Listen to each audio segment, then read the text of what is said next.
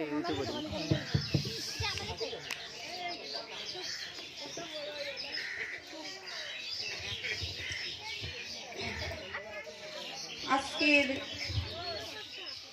এই আঞ্চলিক মাতৃ সম্মেলনের উপস্থিত শ্রদ্ধেয় মা এবং বোনদের আমার সশ্রদ্ধ আনন্দিত জয়গুরু। দীর্ঘ একটি বছর পর আমরা সবাই মায়েদের উদ্দেশ্যে নিবেদিত তার অপূর্ব জীবন দর্শন পরিবেশনে এখানে মিলিত হয়েছি। ঠাকুর বললেন, পথ খুঁজে তুই কাল হারালে অনুষ্ঠানের মহড়ায়, অনুষ্ঠানেই বসল পেয়ে পাওয়া গেল গুল্লায়। শ্রদ্ধেয় মায়েরা, আমরা যারা ঠাকুরের চরণে আশ্রিত হয়েছি, ঠাকুরের কাছে আমাদের কি চাওয়া এবং কি পাওয়া? ঠাকুরের চরণে আমরা কেন আশ্রিত হয়েছি, আর ঠাকুরকে আমরা কেনই বা ভালোবাসি, সেটা কিন্তু আমরা জেনে বুঝে করি না। আমার ইষ্টপ্রাণ গুরুবোন গানের মাধ্যমে বললেন যে আমি সাধন জানি না, ভজন জানি না। ঠাকুর কিন্তু ফুলফিলার দ্য বেস্ট, সমস্ত কিছুই আমাদেরকে ঠাকুরের বাণীর মাধ্যমে বুঝিয়ে দিয়েছেন। তাই সত্য অনুসরণে আছে, সবসময় আমাকে অনুসরণ করো, আমি যা বলি যত্নে রক্ষা করে অভ্যাসে চরিত্রগত করাই হলো সাধনা। কিন্তু ধর্মটা কি?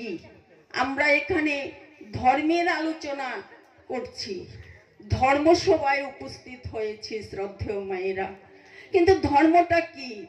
ঠাকুর বললেন, যে আচরণ বাক্যকর্ম বাঁচাবার উৎস হয় তাকেই জানিস ধর্ম বলে, নইলে ধর্ম কিছুই নয়। ঠাকুর বললেন, you are for the Lord and not for others, you are for the Lord and so for others. আমি এই সৃষ্টির শ্রেষ্ঠ জীব, মানুষ রূপে প্লাস নারী রূপে এই পৃথিবীতে তার দয়ায় আমি আমার মাতৃগর্ভে এই পৃথিবীতে এসেছি। কার জন্য এসেছি? ঠাকুরের এই দয়ায়। তাই ঠাকুরের সন্ধান যখন আমি পেয়ে গেলাম, তখন তার চরণে আমাদের প্রত্যেককেই আশ্রিত হতে হবে। আমরা সবকিছুই যুগোপযোগী চাই। আমার ছোটবেলায় আমাদের এলাকায় একটিও টিভি ছিল না, ছিল না ফ্রিজ, ছিল না মোবাইল, ছিল না ক্যালকুলেটর। আর বর্তমান যুগে বিজ্ঞানের যুগ, সমস্ত কিছু আবিষ্কার হয়েছে, আর প্রত্যেকটা জিনিসেই আমার প্রয়োজন। আমাদের মানব জীবনের বর্তমান যুগে সবচেয়ে প্রয়োজন কি জিনিসটি? সেটা হলো মোবাইল। আর সেটাকে যদি আমি চার্জ না দেই তবে সেটার কোনো মূল্য নেই। মোবাইলে আমি কথা বলতে পারি না, আমি ফেসবুকেও কথা বলতে পারি না, ইউটিউবও দেখতে পারি না। আমরা এই অনুষ্ঠানে মিলিত হয়েছি ঠাকুর বর্মার সামনে, আমি আমার নিজেকে চার্জ দেওয়ার জন্য। আমরা বছরে একবার কি দুইবার দেওঘরে যাই। কেন যাই? আচার্য দেবের সন্নিধানে গিয়ে আমরা নিজেকে চার্জ করে নিয়ে আসি। মোবাইলটা যেমন চার্জ করলে কয়েক ঘন্টা যায়, আমরাও বছরে যদি এক দুইবার ঠাকুর বাড়িতে না যাই, আমার জীবনের চার্জ ফুরিয়ে যায়। তাই চার্জ করার জন্য ঠাকুরের জন্মভূমি প্লাস লীলাভূমিতে আমাদের যেতে হয়। শ্রদ্ধেয় মায়েরা, আজকের এই যে দিনটি, এতদিন রৌদ্র গরম ছিল, কিন্তু আজকের দিনটি সকালবেলা হতেই কেমন যেন হয়ে গেল। আমার এই স্বরূপু বারবার বলছে, এই দিনে আমি কি করে ঠাকুরের কাছে যাব? আমি আমার নিজেকে নিয়ন্ত্রিত করতে পারছিলাম না। কিন্তু আবার মনে মনে ভাবছি, দিনটি তো সুন্দরই হয়ে যাবে, কারণ আমার প্রভুর কাজ তিনিই সুন্দর করে দেবেন। সুন্দর দেখিয়া সুন্দর হইব আমরা। তাই ঠাকুর মায়েদের উদ্দেশ্যে প্রথমেই বললেন, আমার কথাগুলি যদি শুধু তোমার কথা ও চিন্তার ওই খোরাক মাত্র হয়, তা যদি বাস্তবে বা চরিত্রে রূপায়িত করতে না পারলে পাওয়া যে তোমার তমসাচ্ছন্নই রয়ে যাবে, তা কিন্তু অতি নিশ্চয়ই তোমার ওই আমি। শ্রদ্ধেয় মায়েরা, আমরা ঠাকুরের চরণে আশ্রিত হওয়ার পরেই ঠাকুর বললেন, দীক্ষা নিলেই জানিস মনে ইষ্টবৃত্তি করতে হয়। ইষ্টবৃত্তি বিহীন দীক্ষা কবুকিরে চেতন রয়। আমরা ঠাকুরের চরণে আশ্রিত হওয়ার আগে আমরা ছিলাম অচেতন, অবচেতন। ঠাকুরের চরণে আশ্রিত হয়ে ইষ্টবৃত্তি করার মাধ্যমে আমরা প্রতিনিয়ত চেতন থাকি। আর ঠাকুর বললেন, চেতনাই জীবন, চেতন থাকা ভগবানের আশীর্বাদ। আমি সেদিন মন্দিরে গিয়ে অফিস রুমের সামনে দাদাদেরকে ইষ্ট প্রসঙ্গ করতে শুনলাম। বললেন, ঠাকুর হলেন ধুবা। ধুবা মানে যিনি আমাদেরকে ময়লা কাপড় কেচে কেচে পরিষ্কার করে দেন, আর তার বিনিময়ে আমি তাকে, আমার কাপড়টা যখন ময়লা কাপড়টা পরিষ্কার করে দেবেন কেচে ধুবা, আর তার বিনিময়ে তাকে আমরা পয়সা দিতে হয়। আমাদের এই প্রিয় বস্তু টাকা, সেই টাকাটাই, আমার প্রিয় বস্তুটাই ঠাকুর চেয়েছেন। ইষ্টবৃত্তি যখন আমার সঠিক হবে, সেই অতি প্রত্যুষে ঘুম থেকে উঠে আমি শুদ্ধ মনে শুদ্ধ বস্ত্র পরিধান করে নাম ধ্যান করে ইষ্টবৃত্তি করি অতি প্রত্যুষে, তখনই কিন্তু আমার ইষ্টবৃত্তি কারেক্ট হবে। তার সাথেও 30 দিন পূর্ণ হলে ইষ্ট সকাশে সদক্ষিণা সহ আমার ইষ্টবৃত্তি পাঠাতে হবে। ইষ্টবৃত্তি পাঠিয়েও দুজন গুরু ভাই বা গুরু বোনকে বুদ্ধি দিতে হয় আমার সামর্থ্য অনুযায়ী, আর তখনই ইষ্টবৃত্তি কারেক্ট হয়। যেমন আমি গীতায় দেখেছি, যে আমাকে যেভাবে করে আরাধনা, আমি তারে সেই প্রকারে পুরাই বাসনা।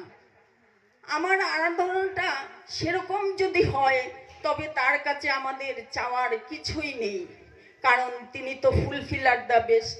আমার কি প্রয়োজন আমার জীবনে, সমস্ত কিছুই তিনি আমাকে দিয়েই চলছেন। তাই আমি যখন ভাবছিলাম সকালবেলা কি করে আসব, বৃষ্টি নামলে কিন্তু আমার ইচ্ছে করে না ঘর থেকে বের হই, এটা আমার ছোটবেলা থেকেই অভ্যাস। কিন্তু যখন আমার মনে এসে গেল যে ঠাকুর দুইটি জিনিসকে ক্ষমা করেন না, একটি হলো ঘবিটিং, অন্যটি হলো প্রতিলোম বিবাহ। ঠাকুর পুণ্যপুঁথিতে বললেন, পাপ তাপ ব্রহ্ম হত্যা, গরু হত্যা, নর হত্যা, যত কিছু করে থাকিস আমার ভাবে ভাবিত হো, আমি তোমার সমস্ত কিছু ধুয়ে মুছে সাফ করে দেব। শ্রদ্ধেয় মায়েরা, ঠাকুর বর্মার মাধ্যমে আমাদেরকে শিখালেন যে মিথ্যা কথা ত্যাগ করো, নিতান্ত কর্তব্য। জানি তুমি মিথ্যা বলো না, তবুও মানা করিলাম। একটি মিথ্যে কথার জন্য একটি সংসার, একটি সমাজ ধ্বংস হয়ে যায়, আর সেটাই কিন্তু আমাদের চরিত্রে সবচেয়ে বেশি। যুধিষ্ঠিরকে একটি মিথ্যার জন্য তাকে নরক দর্শন করতে হয়েছিল। আমরা সদ্গুরুর চরণে আশ্রিত হয়েছি, নিজেকে সঠিকভাবে যেন চালনা করতে পারি, এটাই ঠাকুরের কাছে আমাদের চাওয়া। ঠাকুরের যে পঞ্চবিধান দিলেন, যজন যাজন ইষ্টবৃত্তি সস্তয়নী সদাচার, আমরা ঠাকুরকে ভালোবাসি। ঠাকুর বললেন, বাসতে ভালো আমারে তুই, বাসলে ভালো কারে, প্রতিদানেও তাই পাবে তুই, মজলি নিয়ে যারে। আমি আমার সংসারে যখন পেয়েছি সোনার সংসার, হয়তো ভাবছি এটা ছেড়ে আমাকে আর কোনোদিন যেতে হবে না, কিন্তু প্রতিনিয়তই আমার মনে আছে এটাও একদিন ছেড়ে আমাকে চলে যেতে হবে। যেতে নাহি দেব হয়, তবু যেতে দিতে হয়, তবু চলে যায়। আমরা কেউ কাউকে ছাড়তে চাই না, কিন্তু যার যখন সময় হয় আমরা চলেই যেতে হয়। ওই যে দুটো জিনিস ঠাকুর ক্ষমা করলেন না, একটি গভিটিং মানে কথা দিয়ে কথা না রাখা, আমি এই মাতৃ সম্মেলনে কথা দিয়েছি আসব, যে কোনো উপায়ে আমাকে আসতেই হবে। না আসলে কি হবে? ঠাকুর আমাকে ক্ষমা করবেন না। আপনারা হয়তো ক্ষমা করতে পারেন, দিদি কথা দিয়েছে যে কোনো অসুবিধায় আসতে পারেনি, কিন্তু ঠাকুর আমাকে ক্ষমা করবেন না। আর প্রতিলোম বিয়েটা কি? আমরা হয়তো ভাবছি এই পৃথিবীতে চলে গেলেই শেষ, আর কিছুই নেই। ঠাকুর বললেন জীবনের ক্রমাগতি ও বিবর্তনের জন্য চাই যুগপদ ধর্মার্থ কাম মুখ্য, এই চারি প্রকারের পুরুষার্থ সাধনা। আর এই সাধনার উপযোগ্য ভূমি হলো গার্হস্থ আশ্রম। আমার সংসারটাও কিন্তু একটি আশ্রম তার দয়ায়। আর সেটা কি করে আমরা পাই? বিবাহের মাধ্যমে। কিন্তু বিবাহটার উদ্দেশ্য কি? আমি যখন কুমারী ছিলাম, আমার বাবা মা বিয়ে দিয়ে আমাকে একটা সংসার রচনা করে দিয়েছেন, আপনাদেরও তাই। কিন্তু বিবাহের উদ্দেশ্য কি আমাদের ঠাকুর ধরার আগে জানা ছিল? নিশ্চয়ই না। আমার অন্তত পক্ষে জানা ছিল না। ঠাকুর বললেন বিবাহ মানুষের প্রধান দুটো কামনাকেই পরিপূরণ করে, তার একটি উদ্বোধন, অন্যটি সুপ্রজনন। অনুপযুক্ত বিবাহ ওই দুটোকেই ক্ষীণ করিয়া তোলে। সাবধান, বিবাহকে খেলনা ভাবিও না, যাহাতে তোমার জীবন ও জনন জড়িত।